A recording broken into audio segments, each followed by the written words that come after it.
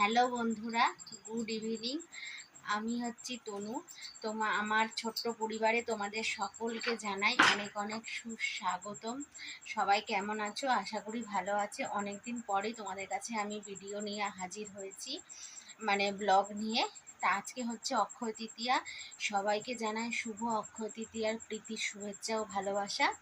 তাই যে আমি রেডি হয়েছি, এই যে তারা আমি দেখাবো ফাইনাল লুকটা। তা আমাদের বাড়ির সামনে জনের বাড়িতে আজকে নিমন্ত্রণ আছে, সেখানেই যাচ্ছি। তো আজকে অনেকদিন পরে শাড়ি পরলাম, তো যাই সেখানে গিয়ে তারপরে তোমাদের সাথে দেখাবো। তার আগে ফাইনাল লুকটা চলো তোমাদের দেখাই। আর কেমন লাগছে বন্ধুরা অবশ্যই কিন্তু কমেন্ট করে জানাবে। এই যে বন্ধুরা, এ দেখো, এই যে এই শাড়িটা পরেছি, মানে মা গত বছর ষষ্ঠীতে দিয়েছিল এই শাড়িটা, সেটাই পরেছি।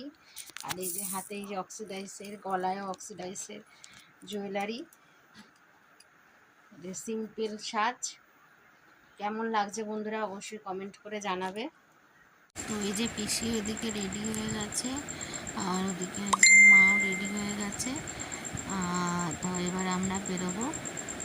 যে তো এই যে বন্ধুরা, এই হচ্ছে রাম ঠাকুরের এখানে মানে কীর্তন হয়েছে গতকাল থেকে, তারই আজকে খাওয়া দাওয়া। তারপরে যে অনেক ঠেলে গুটি খেতে বসে পড়েছে। মা ওদিকে বসেছিল, এদিকে আমি আর বেশি বসেছিলাম, আর এদিকে একটা জেঠিমা বসেছিল।